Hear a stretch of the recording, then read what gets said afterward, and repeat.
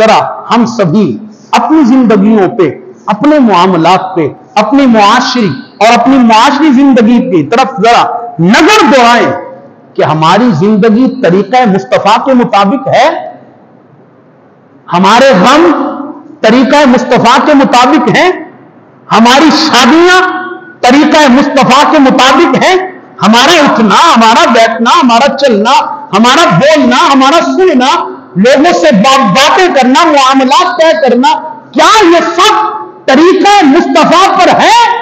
افسوس، سب افسوس۔ ہم سب جب ہم اس طرف نظر دوڑاتے ہیں تو ہمارا کوئی کام بھی طریقہ مصطفیٰ کے مطابق، سرکار سے آبا سے کہیں فمن راغب عن سنتی فلیس منی، جو میرے طریقے سے پھر جائے وہ مجھ سے نہیں، میرے ساتھ اس کا کوئی تعلق نہیں۔ اور ہماری ساری زندگیاں طریقے مصطفیٰ سے پھری ہوئی ہیں، ہمارے سارے معاملات طریقہ مصطفیٰ سے ہٹے ہوئے ہیں، تو اس پر ذرا غور و فکر کریں۔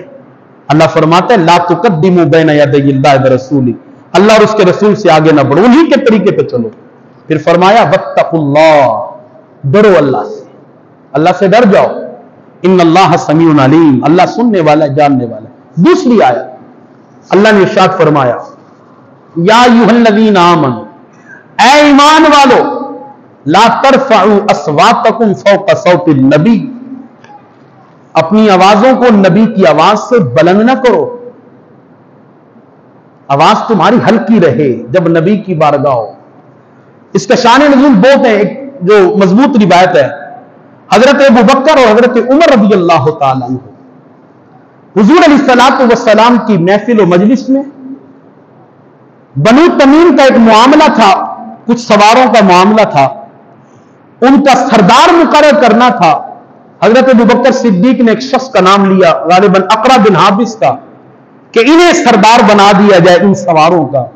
حضرت عمر نے دوسری رائے پیش کی، حضرت ابوبکر نے فرمایا کہ آپ میری رائے پر اپنی رائے کو ترجیح دیتے، ذرا بلند آواز سے کہا۔ حضرت عمر نے کہا نہیں، بے ادبی مقصود نہیں ہے حضور کی بارگاہ کی، صرف آوازیں بلند ہی دین کے معاملے کے پر۔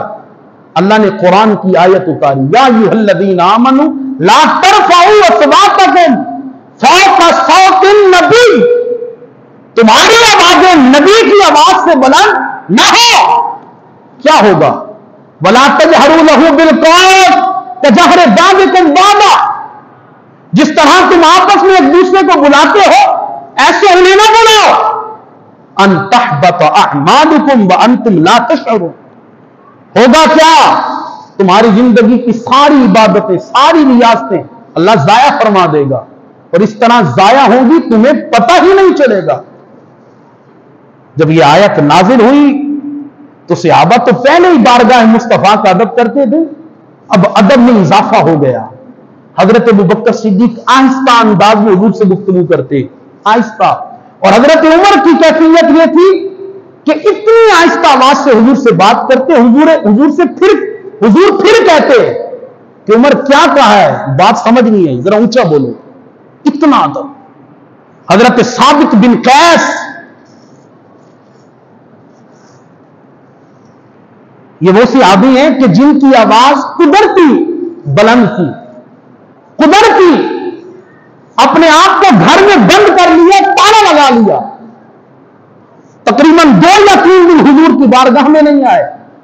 حضور نے پوچھا ثابت بن قیس کہاں ہے؟ عرض کی یا رسول اللہ وہ تو مسلسل روئے گا، مسلسل خاموش نہیں ہوتے، گھر میں اپنے آپ کو بند کر لیا ہے۔ حضور نے بلاوا بھیجا، حضور کی بارگاہ میں آئے، رونے اب بھی۔ حضور نے فرمایا کیا ہوا؟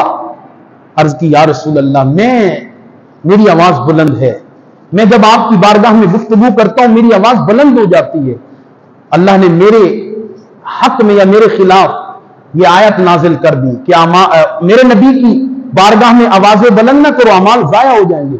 یا رسول اللہ میرے تو اعمال ضائع ہو گئے۔ آقا علیہ الصلوۃ والسلام نے ارشاد فرمایا اے میرے صحابی، کیا تم اس بات پر راضی